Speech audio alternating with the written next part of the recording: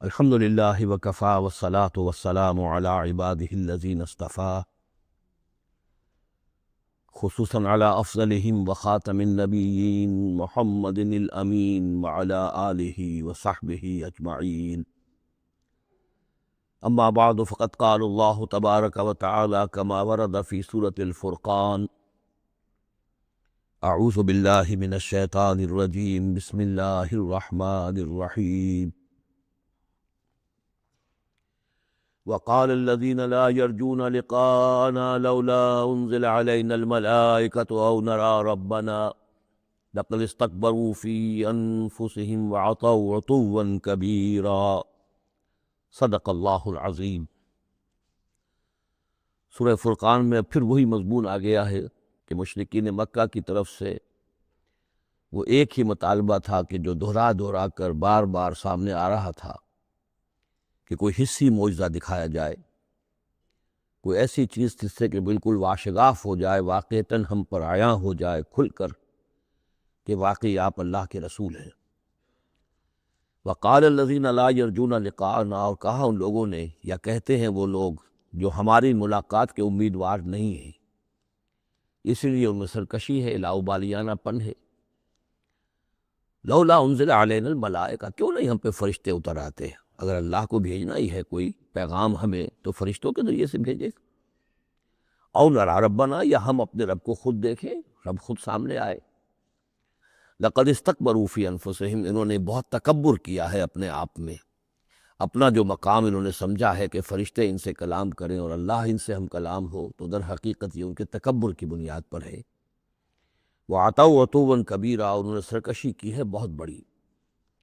یوم یرون الملائکۃ، جس دن کہ یہ دیکھیں گے فرشتوں کو، لا بشرا یومئذ للمجرمین، پھر اس دن مجرموں کے لیے کوئی بشارت نہیں ہوگی۔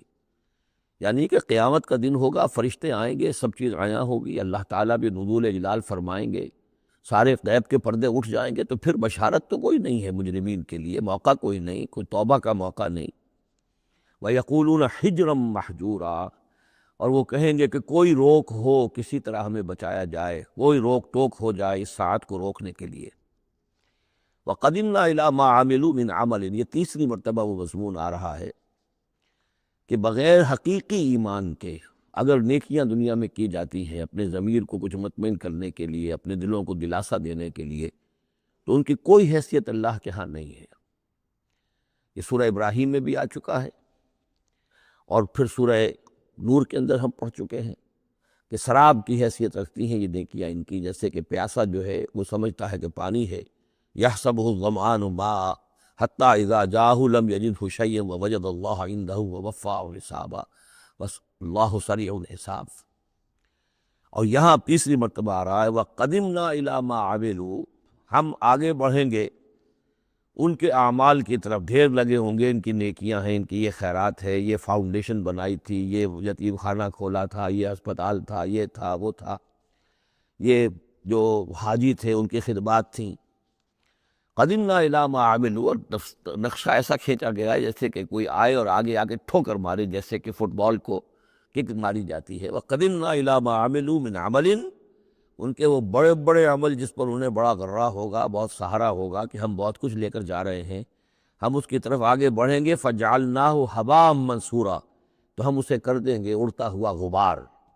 یعنی وہ جو نظر آ رہا تھا کافی کہ یہاں پہ بڑی نیکیوں کا انبار ہے، معلوم ہوگا غبار تھا اور کچھ نہیں۔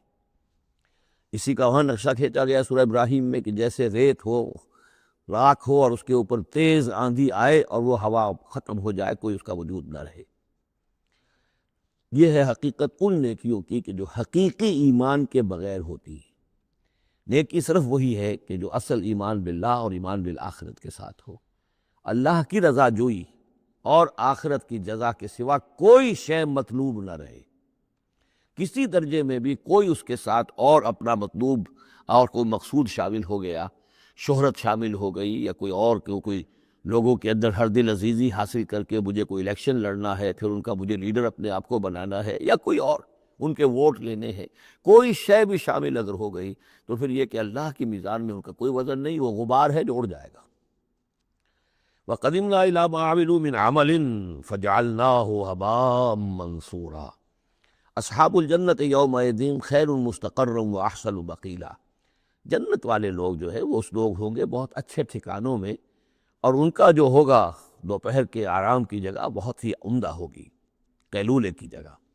وَيَوْمَ تَشَقَّقُ السَّمَاءُ بِالْغَمَامِ، اور یہ ہے وہ قیامت کا نقشہ جس دن کے آسمان پھٹے گا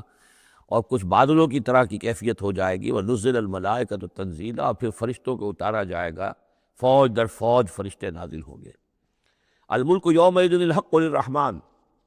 اس دن تو پھر بادشاہی اور اختیار گویا کہ بالکل علم نشرہ ہو جائے گا کہ صرف رحمان کے لیے ہے۔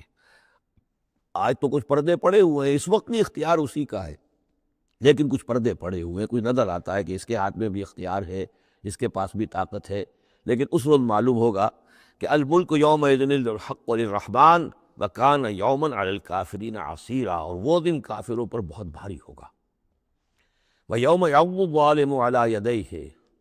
اور وہ دن ہوگا کہ ظالم جو ہے، جو گناہ گار ہیں، مشرک ہیں، کافر ہیں، اللہ کے جو باغی تھے، وہ اپنے ہاتھوں کو کاٹیں گے اپنی جھنجھلاہٹ میں۔ یقول یا لیتنی اتخذت مع الرسول سبیلا، اور کہیں گے کاش کہ میں نے رسول کے ساتھ راستہ اختیار کیا ہوتا، رسول کے راستے پر چل رہا ہوتا، میں ان کا اتباع کرتا، ان کے ساتھیوں میں شامل ہو جاتا۔ یہی ہے وہ عض یعض، ہاتھوں کو کاٹنا، کہ جس کے لیے وہ میں نے حدیث جو آپ کو سنائی تھی کل کہ ملکن عاضًا، پہلا دور دور نبوت تھا، پھر دوسرا دور دور خلافت علی منہاج النبوہ، اور تیسرا دور حضور کی اس حدیث کی روح سے ہے ملکن عاضًا، کاٹ کھانے والی ملوکیت، ایسی ملوکیت جو ظالم ہوگی۔ یا ویلتا، وہ سوچ کہے گا کافر کہ ہائے میری شامت،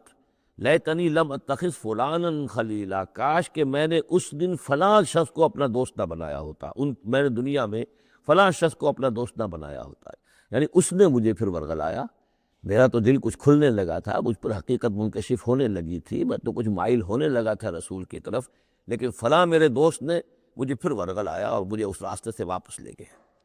یا ویلتا لیتنی لم اتخذ فلانا خلیلا لقد اضلنی عن الذکر بعد اذ جاءنی، اس نے مجھے گمراہ کیا، بھٹکا دیا ذکر سے جبکہ وہ میرے پاس پہنچ گیا تھا۔ یعنی ذکر کا پہنچ جانا ایک تو یہ ہے کہ اللہ کے رسول نے مجھے سنا دیا، دوسری کہ میرے دل کے اندر بھی وہ اترنے لگا تھا، وہ مجھ تک پہنچ گیا تھا، میرے دل کے تاروں کو چھیڑنے لگا تھا، جیسے کہ کہا گیا ہے وَقُلْ لَهُمْ فِي أَنفُسِهِمْ قَوْلًا بَلِيغًا، اے نبی ایسی بات کہیے ان سے کہ جو ان کے اتر جائے، جو پہنچ جائے، ان کی روح کی گہرائیوں تک اس کی رسائی ہو جائے، وہ بات کہیے۔ تو یہ بات مجھ تک پہنچنے لگی تھی، لیکن اس نے مجھے گمراہ کر دیا۔ وَكَانَ الشَّيْطَانُ لِلْإِنسَانِ خَذُولًا، اور یقیناً شیطان جو ہے وہ انسان کو پھر دغا دینے والا ہے۔ وقال الرسول یا رب ان قوم اتخذوا هذا القرآن مہجورا، اور رسول نے کہا، فریاد کی، اے اللہ، اے میرے پروردگار، میری قوم نے اس قرآن کو ترک کر دیا ہے، اس کی طرف توجہ نہیں کر رہی ہے، اس کو سننے کے لیے تیار نہیں ہے۔ میں سنا رہا ہوں، ہر امکانی شکل میں نے اختیار کی ہے کہ سناؤں، لیکن یہ میری قوم جو ہے اس کی طرف متوجہ نہیں ہو رہی۔ یہ ہے وہ لفظ مہجوری جسے علامہ اقبال لے کر آئے ہیں، خار از مہجوری قرآن شدی، کہ اے امت مسلمہ تو جو ذلیل و خوار ہوئی ہے تو قرآن کو ترک کرنے کے باعث ہوئی ہے۔ جیسے کہ حضور نے فریاد کی، یا قیامت کے دن حضور فریاد کریں گے، یہ دونوں معنی اس کے ہو سکتے ہیں، لیکن اس وقت جو پیش نظر ہے، جو اس کی تعویل خاص ہے، وہ یہی ہے کہ حضور نے اس وقت فریاد کی کہ یہ میری قوم، یہ قریش، یہ میرے رشتہ دار بھائی بند سننے کو تیار نہیں ہے۔ یا رب ان قوم اتخذوا هذا القرآن مہجورا، ان کا جو قرآن مجید کو ترک کرنا تھا وہ تو تھا ڈھٹائی کے ساتھ کہ یہ اللہ کا کلام ہے ہی نہیں، یہ تو محمد نے اپنا گھڑ لیا ہے۔ لیکن یہ ہے کہ کوئی شخص اس کلام پر ایمان کا دعویٰ کرے، لیکن اس کی روش یہ ظاہر کر رہی ہو کہ وہ حقیقتاً ایمان نہیں رکھتا، وہ بھی اسی کے ذیل میں آ جائے گا۔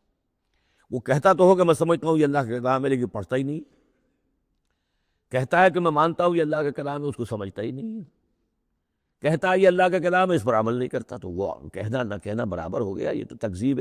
حالی ہو گئی۔ چنانچہ اس آیت کے ذیل میں جو حاشیہ لکھا ہے مولانا شبیر احمد عثمانی رحمۃ اللہ علیہ نے، وہ میں آپ کو سنا دینا چاہتا ہوں۔ آیت میں اگرچہ مذکور صرف کافروں کا ہے، تاہم قرآن کی تصدیق نہ کرنا، اس میں تدبر نہ کرنا، اس پر عمل نہ کرنا، اس کی تلاوت نہ کرنا، اس کی تصحیح قرأت کی طرف توجہ نہ کرنا، اس سے اعراض کر کے دوسری لغویات یا حقیر چیزوں کی طرف متوجہ ہونا، یہ سب صورتیں درجہ بدرجہ ہجران قرآن کے تحت میں داخل ہو سکتی ہیں۔ اگر ہمارا طرز عمل یہ ہے کہ نہ قرآن کو ہم پڑھتے ہیں، نہ سمجھنے کی کوشش کرتے ہیں، انگریزی زبان ہم نے اتنی سیکھ لی کہ انگریزوں کو پڑھا دیں، لیکن عربی اتنی بھی نہیں سیکھ سکتے کہ قرآن مجید کا مفہوم براہ راست ہمارے دلوں پر نازل ہو جائے۔ تو پھر یہ کہ ہمارا کہنا یہ کہ ہم قرآن کو اللہ کا کلام مانتے ہیں، یہ جھوٹ موٹ کا دعویٰ ہے۔ ہمارا عمل اس کی تصدیق نہیں کر رہا، ہمارا عمل جو ہے ہمارے اس ایمان کی گواہی نہیں دے رہا۔ اس موضوع پر الحمدللہ میرا وہ جامع کتابچہ ہے مسلمانوں پر قرآن مجید کے حقوق، اس کا انگریزی ترجمہ بھی ہے، فارسی ترجمہ بھی ہے، عربی ترجمہ بھی ہے، ملیشیا کی زبان میں بھی ہوا ہے، یہ مختلف جگہوں پر اس کا تراجم ہوئے ہیں، الحمدللہ کہ بہت مقبول کتابچہ ہے۔ وَكَذَلِكَ جَعَلْنَا لِكُلِّ نَبِيٍّ عَدُوًّا مِّنَ الْمُجْرِمِينَ، یہ مضمون پہلے بھی آ چکا ہے، سورہ نام میں بھی آ چکا ہے۔ ہم تو خود ہر نبی کے دشمن کھڑے کر دیتے تاکہ بھٹی ذرا گرم ہو، تصادم ہو، کشاکش ہو، تبھی تو اہل ایمان کے ایمان کی تو آپ جانچیں گے نا کون کتنے پانی میں ہے، کیا پتہ چلے گا۔ اگر سب آرام سے سمجھیے کہ ٹھنڈی سڑک پر چل کر جنت پہنچ جانا ہو تو سب چلے جائیں گے، کون نہیں جائے گا؟ وہ تو پتہ چلتا ہے، جیسے کہ آیا حفت جنت و بالمکارہ، جنت کو تو اللہ تعالیٰ نے گھیر دیا ہے ان چیزوں سے جو انسان کو بہت ناپسند ہیں۔ تکلیفیں آتی ہیں، مصیبتیں آتی ہیں، وَلَنَبْلُوَنَّكُمْ بِشَيْءٍ مِّنَ الْخَوْفِ وَالْجُوعِ وَنَقْصٍ مِّنَ الْأَمْوَالِ وَالْأَنفُسِ وَالثَّمَرَاتِ، تو جنت والے تو اس سے ممیز ہوتے ہیں کہ واقعتاً یہ جنت کی قیمت ادا کرنے کو تیار ہیں۔ ان اللہ اشتری من المؤمنین انفسهم واموالهم بان لهم الجنہ، جنہ خریدنا چاہتے ہو تو تمہیں اپنے جان اور مال سب دینا ہوگا۔ کذالک جعلنا لکل نبی عدوا من المجرمین، اسی طرح ہم نے ہر نبی کے لیے مجرموں میں سے دشمن کھڑے کر دیے۔ وکفی بربک ہادیا ونصیرا، اور کافی ہے تیرا رب ہدایت دینے کے لیے، جو بھی ہدایت کا طالب ہوگا اللہ ہدایت دے گا اور اس کی مدد بھی کرے گا۔ وقال الذین کفروا لولا نزل علیہ القرآن جملۃ واحدہ، یہ ایک اور اعتراض تھا ان کی طرف سے۔ وہ لوگوں نے کہا یہ کہ کیوں نہیں اتر گیا ان پر قرآن پورا کا پورا ایک ہی مرتبہ، یعنی اس میں اصل میں جو امپلائیڈ ہے ان کا اعتراض وہ یہ تھا کہ جیسے تورات تھی وہ تو حضرت موسیٰ کو ایک دم ساری دے دی گئی لکھی ہوئی تختیوں کے اوپر۔ یہ جو حضور کہہ رہے ہیں صلی اللہ علیہ وسلم کہ مجھ پر یہ تھوڑا تھوڑا قرآن نازل ہو رہا ہے، تو اس میں ایک مشابہت پیدا ہو گئی ظاہری طور پر کہ جیسے کوئی شاعر ہوتا ہے تو سارا دیوان ایک دن میں تو نہیں وہ گا سکتا، وہ تو تھوڑا تھوڑا ایک غزل کہے گا، قصیدہ کہے گا، پھر کچھ کوشش کرے گا، پھر کوئی اچھی کوئی اور نظم لائے گا، پھر وہ جمع ہو کر دیوان بنے گا۔ تو اس اعتبار سے ان کا یہ اعتراض تھا کہ کیوں نہیں قرآن پورا کا پورا ان پر نازل ہو جاتا۔ کذالک لنثبت بہ فؤادک، یہ ہم نے اس لیے کیا ہے محمد صلی اللہ علیہ وسلم کہ اس کے ذریعے سے آپ کا جی، آپ کا دل اس پر ٹھک جائے۔ ورتلناہ ترتیلا، یعنی یہ کہ حالات کی مناسبت کے ساتھ ساتھ یہ نازل ہو رہا ہے، اور یہ کہ صرف حضور کا نہیں بلکہ اہل ایمان پوری جماعت، اس لیے کہ بر وقت جب رہنمائی آتی تھی اور بر وقت جو حالات تھے اس وقت ان کے حوالے سے گفتگو ہوتی تھی تو انہیں تسکین حاصل ہوتی تھی، انہیں یہ حوصلہ ملتا تھا کہ آج جو کچھ ہمارے ساتھ ہو رہا ہے یہی نوح کے ساتھ، ہود کے ساتھ، صالح کے ساتھ ہو چکا ہے، اور بالآخر جو ہے اللہ تعالیٰ نے ان سب کو کامیاب کیا اور انہیں بچا لیا، اور باقی ان کے دشمن جو ہیں وہ ملیا بیٹ ہو گئے، تو اس سے ان کے دلوں کو سہارا ملتا ہے۔ وَلَا يَأْتُونَكَ بِمَثَلٍ إِلَّا جِئْنَاكَ بِالْحَقِّ، اور یہ کوئی بھی اعتراض آپ پر نہیں کریں گے، کوئی بھی مسئلہ آپ کے سامنے پیش نہیں کریں گے مگر یہ کہ ہم اس کے جواب میں حق لے آئیں گے آپ کے پاس، ان کو پورا جواب مل جائے گا، وَأَحْسَنَ تَفْسِيرًا، اور بہترین تشریح ہم کھول کر دیں گے۔ الَّذِينَ يُحْشَرُونَ عَلَىٰ وُجُوهِهِمْ إِلَىٰ جَهَنَّمَ، وہ لوگ کہ جو اپنے منہ کے بل اوندھے منہ جمع کیے جائیں گے جہنم کی طرف۔ اولئک شر مکانا واضل سبیلا، یہ لوگ ہوں گے کہ جو بہت ہی برے ہوں گے اپنے مقام اور مرتبے کے اعتبار سے، اور بہت ہی بھٹکے ہوئے ہوں گے سوا سبیل سے، سیدھے راستے سے۔ وَلَقَدْ آتَيْنَا مُوسَى الْكِتَابَ وَجَعَلْنَا مَعَهُ أَخَاهُ هَارُونَ وَزِيرًا، اور ہم نے موسیٰ کی کتاب دی تھی اور اس کے ساتھ ہم نے اس کے بھائی ہارون کو اس کا وزیر بنا دیا تھا، اس کا کام میں تعاون کرنے والا، اس کی ذمہ داریوں میں اس کا ہاتھ بٹانے والا، اس کے بوجھ اٹھانے میں اس کی مدد کرنے والا۔ فَقُلْنَا اذْهَبَا إِلَى الْقَوْمِ الَّذِينَ كَذَّبُوا بِآيَاتِنَا، تو ہم نے کہا کہ تم دونوں جاؤ اس قوم کی طرف جنہوں نے ہماری آیات کو جھٹلایا ہے۔ فَدَمَّرْنَاهُمْ تَدْمِيرًا، تو پھر ہم نے ان کو ہلاک کر دیا، برباد کر دیا، اکھاڑ کر پھینک دیا، یعنی یہی جو معاملہ ہوا آل فرعون کا کہ وہ غرق کر دیے گئے۔ وَقَوْمَ نُوحٍ لَمَّا كَذَّبُوا الرُّسُلَ،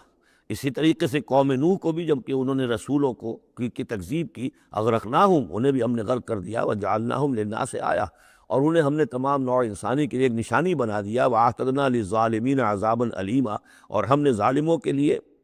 یہ دنیا کا جو عذاب استیصال تھا وہ تو نقد یہاں مل چکا ہے، اصل تو عذاب علیم آخرت کا ہے جو ان کے لیے تیار کر دیا گیا ہے۔ وَعَادًا وَثَمُودَ وَأَصْحَابَ الرَّسِّ وَقُرُونًا بَيْنَ ذَلِكَ، اور یہی معاملہ ہوا قوم عاد کا، قوم سمود کا اور کنویں والوں کا، اس کے بارے میں کوئی زیادہ صراحت کے ساتھ کوئی ایک رائے نہیں ہے کہ یہ بھی کوئی ایک قوم تھی جس کے پاس رسول بھیجے گئے، ان کے رسول کا کیا نام تھا، وہ قوم کب اور کہاں تھی، اس کے بارے میں کوئی اتفاق رائے نہیں ہے۔ وقرون، لیکن یہ کہ معلوم ہوتا ہے کہ انہوں نے اپنے رسول کو کسی کنویں کے اندر بند کر دیا تھا، تو وہ رس کہتے ہیں کنویں والے۔ وقرون بین ذالک، اور پھر یہ کہ ان کے مابین اور بہت سی بھی قومیں اور نسلیں اٹھیں۔ وکلا ضربنا لہ الامثال، اور ہم نے ان سب کے لیے اپنے اپنے وقت پر ہم نے دلیلیں دی، حقائق واضح کر دیے، تمثیلیں بیان کی۔ وکلا تبرنا تتبیرا، لیکن بالآخر ان کے انکار کی پاداش میں ان سب کو ہم نے غارت کر دیا۔ وَلَقَدْ أَتَوْا عَلَى الْقَرْيَةِ الَّتِي أُمْطِرَتْ مَطَرَ السَّوْءِ، اور یہ لوگ آتے جاتے ہیں اس بستی پر کہ جس پر بڑی بری بارش ہوئی تھی، یعنی یہی سدوم اور عامورہ کی بستیاں۔ افلم یکونوا یرونہا، تو کیا یہ اس کو دیکھتے نہیں ہیں؟ یہ جب جاتے ہیں قافلہ لے کر اپنے اس کے قریب سے گزرتے ہیں، وہاں کے وہ کھنڈرات تھے وہ ان کی نگاہوں کے سامنے آتے ہیں، تو کیا یہ اس کو دیکھتے نہیں ہیں؟ بل کانوا لا یرجون نشورا، لیکن یہ کہ ان کو جی اٹھنے کی اور بعد سے بعد الموت کی امید نہیں ہے، چونکہ وہ خیال نہیں ہے، لہذا ان آیات کو، ان حقائق کو یہ دیکھتے ہیں، گزر جاتے ہیں اندھوں کی طریقے سے، اس سے سبق نہیں سیکھتے۔ وَإِذَا رَأَوْكَ إِن يَتَّخِذُونَكَ إِلَّا هُزُوًا، اور اے نبی جب یہ آپ کو دیکھتے ہیں تو بس یہ پھر آپ کا مذاق اڑانا شروع کر دیتے ہیں۔ یہ بھی ایک طریقہ ہوتا ہے، آپ سیریس ہو ہی نہ، سیریس ہوں گے تو کسی کی بات سن کر کچھ سمجھنا پڑے گا، غور کرنا پڑے گا، جواب دینا ہوگا، اس کو چٹکیوں میں اڑائیے، ہنسی مذاق میں اڑا دیجیے۔ وَإِذَا رَأَوْكَ إِن يَتَّخِذُونَكَ إِلَّا هُزُوًا، اور جب یہ آپ کو دیکھتے ہیں تو یہ بس یہی روش اختیار کرتے ہیں آپ کے ساتھ کہ آپ کا مذاق اڑاتے ہیں۔ اَهَٰذَا الَّذِي بَعَثَ اللَّهُ رَسُولًا، یہ ہے وہ جنہیں اللہ نے بھیجا ہے رسول بنا کر، یعنی بڑے بظاہر جو استحقار کا انداز ہو، اچھا یہ ہے وہ جو سمجھتے ہیں کہ ان کو رسول بنایا گیا، اللہ نے رسول بنا کر بھیجا ہے۔ اَهَٰذَا الَّذِي بَعَثَ اللَّهُ رَسُولًا إِن كَادَ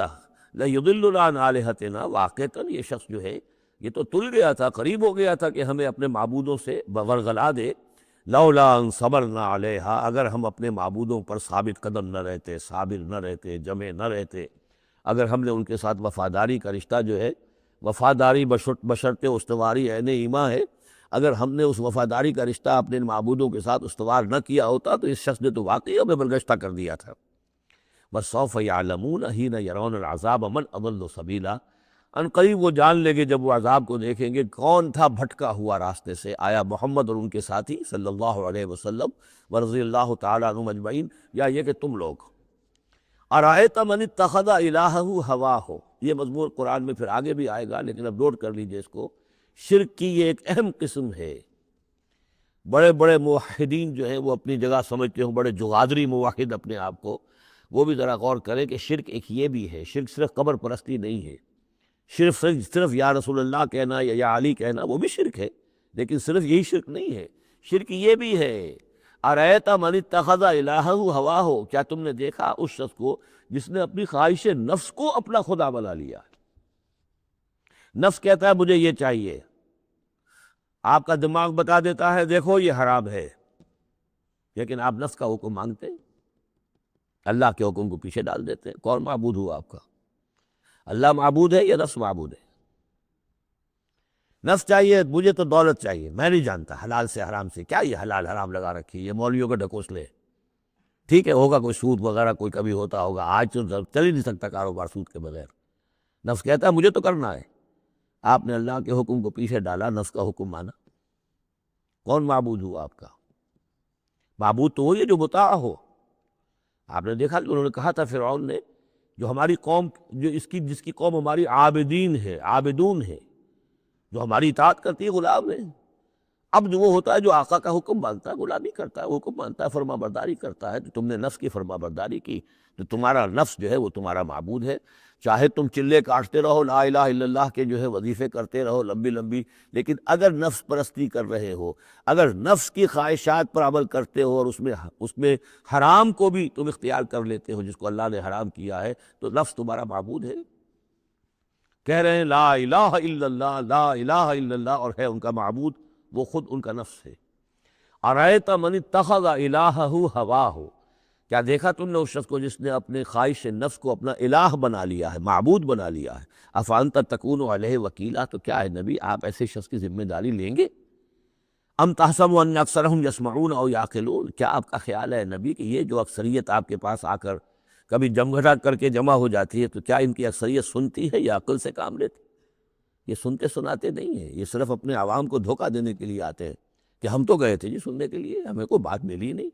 آخر کو بات ہوتی تو مانتے نا، بات کوئی تھی نہیں۔ اتحسب ان اکثرهم یسمعون او یعقلون ان هم الا کالانعام، نہیں ہے یہ مگر صرف چوپایوں کے مانند، بل هم اضل سبیلا، بلکہ ان سے بھی گئے گزرے ہیں۔ چوپایوں کو تو اللہ نے وہ چیزیں دی نہیں تھی جو ان کو دی ہے، وہ عقل دی نہیں تھی جو ان کو دی ہے، لیکن یہ کہ یہ ان سے بھی گئے گزرے ہیں۔ الم تر الی ربک کیف مد الظل، کیا تم نے دیکھا نہیں اپنے رب کی طرف کہ کیسے اس نے تاریکی کو پھیلا دیا۔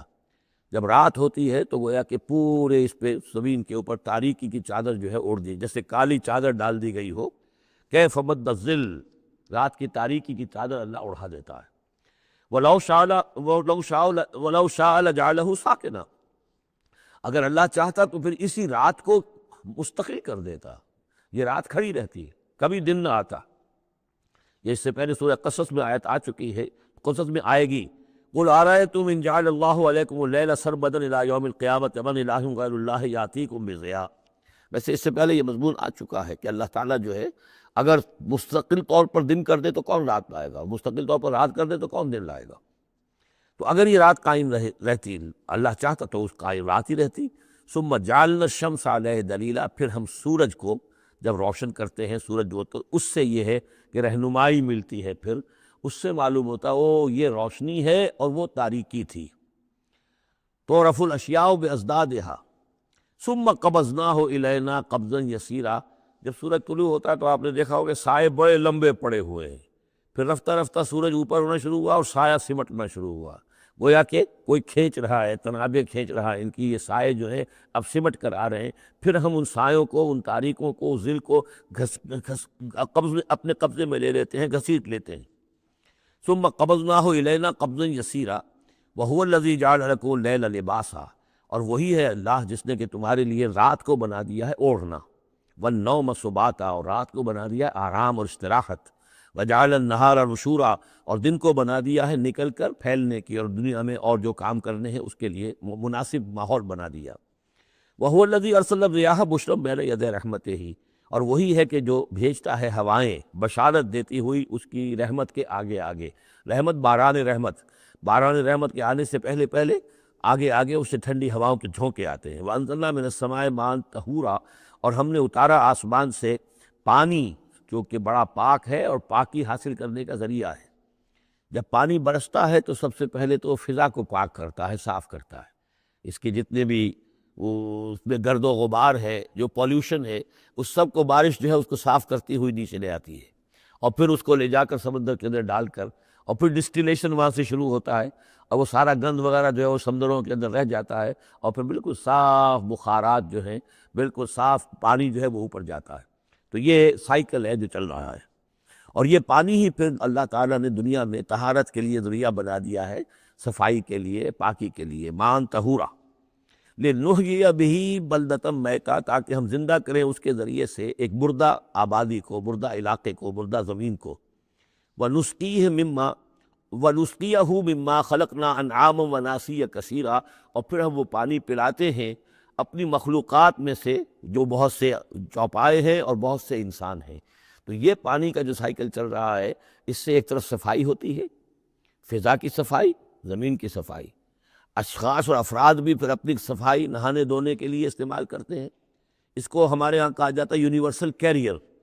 پانی کہیں کنزیوم نہیں ہوتا باڈی کے اندر، یہ جسم کے اندر یہ وہاں بھی ایک سرکولیشن کا ذریعہ بنا ہوا ہے، خون کو سرکولیٹ کرنے کا،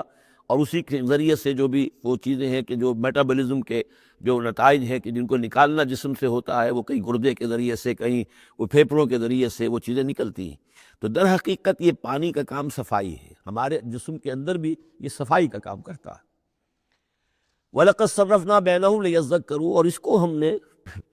گردش میں رکھا ہوا ہے لوگوں کے مابین، یہ پانی گردش، یہ جو میں نے عرض کیا تھا اس سے پہلے بھی، واٹر سائیکل جو ہے کہ یہ پہاڑوں کے اوپر جا کر جو ہے یہ اوور ہیڈ ٹینکس بن جاتے ہیں، یہ گلیشیئرس ہیں بڑے بڑے، کروڑ ارب ٹن جو ہے اس وہاں پر وہ برف پڑی ہوئی ہے، وہ پانی ہے۔ اب یہ کہ اگر آپ کو سٹور کہیں کرنا پڑتا ہے اتنا پانی تو کس طرح کے سٹور بناتے اور کیسے ٹینک بناتے، لیکن وہ پانی وہاں پہ رکھا ہوا ہے، اوور ہیڈ ٹینکس ہیں، کتنی اونچائی پر ہے۔ اب کوہ ہمالیہ کے اوپر جو ہے تو گویا کہ ہماری اس سطح سے 6 میل اوپر ہے وہ، اب وہاں پر وہ پانی ہے پڑا ہوا ہے، اب وہ اپنی اسی کشش ثقل جو ہے زمین کی، اس کے تحت وہ پھر پانی پگھل رہا ہے، نیچے آ رہا ہے، آتا ہوا وہ سمندر میں پہنچ جاتا ہے، پھر وہاں سے اس کی وہ ویپرس بن کے اوپر جاتے ہیں۔ صرفنا بینہم، ہم نے اسے گردش میں رکھا ہوا ہے لوگوں کے مابین، لیذکروا، تاکہ وہ اس سے نصیحت اخذ کریں۔ فابا اکثر الناس الا کفورا، لیکن اکثر لوگ انکاری ہیں، وہ تو سوائے کفران نعمت کے کوئی اور روش اختیار کرنے کو تیار ہی نہیں ہے۔ وَلَوْ شِئْنَا لَبَعَثْنَا فِي كُلِّ قَرْيَةٍ نَذِيرًا، اگر ہم چاہتے تو ہر بستی میں ایک نذیر بھیج دیتے، لیکن ہمارا قاعدہ یہ ہے کہ ہم بستیوں کے مرکزی مقام پر، یہ آ جائے گا اگلی صورت کے اندر جا کر، کہ یہ ایک مرکزی مقام میں ہم رسول بھیجتے رہے، یہ نہیں کہ ہر بستی میں بھیج دیں۔ وَلِكُلِّ قَوْمٍ ہاد، ہر قوم کے لیے تو ہے، لیکن یہ کہ ہر بستی میں ہو اب یہ نہیں ہے۔ اللہ تعالیٰ کا طریقہ یہ ہے کہ جو بھی علاقہ ہے، جو اس کا ثقافتی، علمی، تہذیبی، سیاسی مرکز ہے، اس میں رسول کو بھیج دیا، کیونکہ باقی لوگ در حقیقت انہی کے متبعین ہوتے ہیں، انہی کے فالوورز ہوتے ہیں، انہی کی پیروی کرنے والے ہوتے ہیں۔ فَلَا تُطِعِ الْكَافِرِينَ وَجَاهِدْهُمْ بِهِ جِهَادًا كَبِيرًا، تو اے نبی آپ ان کافرین کی بات، کافروں کی بات مت مانیے۔ دیکھیے اطاعت دو معنی میں ہے، اطاعت ایک تو یہ کہ کسی نے حکم دیا اور آپ نے اس کی بات مان لی، یہ بھی اطاعت ہے کسی نے مخلصانہ انداز میں آ کے مشورہ دیا، دیکھو محمد اتنی سختی نہ کرو، یہ تم اپنی قوم کے ساتھ لڑائی مول لے رہے ہو، کیا فائدہ ہوگا، قوم ڈیوائیڈڈ ہو جائے گی، اور سوچ لو ہمارے جو قبیلے کی کوئی اگر عرب کے اندر کوئی دھاک بیٹھی ہوئی ہے تو اس لیے کہ ہمارا قبیلہ مجتمع ہے، اب اس طریقے سے تم نے جو معاملہ کر دیا، بھائی کو بھائی سے کٹوا دیا اور والدین سے بیٹوں کو جدا کر دیا، تو اس کا کیا معاملہ، اس سے بہتر ہے صلح جوئی ہونی چاہیے، اور مل جل کر کوئی بات کیجئے ایسی کہ جس سے صلح ہو جائے، کچھ آپ اپنی منوا لیں، کچھ ان کی مان لیں۔ اس قسم کا باقاعدہ کردار جو ولید بن مغیرہ کا کردار یہی تھا، اور وہ یہی چاہتا تھا کہ کسی طریقے سے یہ تصادم ختم ہو اور کسی طرز کے اوپر کو مصالحت ہو جائے۔ تو بار بار جو کہا جاتا ہے فَلَا تُطِعِ الْكَافِرِينَ، تو کیا معنی، حضور کون سے کافر کی اطاعت کرنے کے لیے آمادہ تھے؟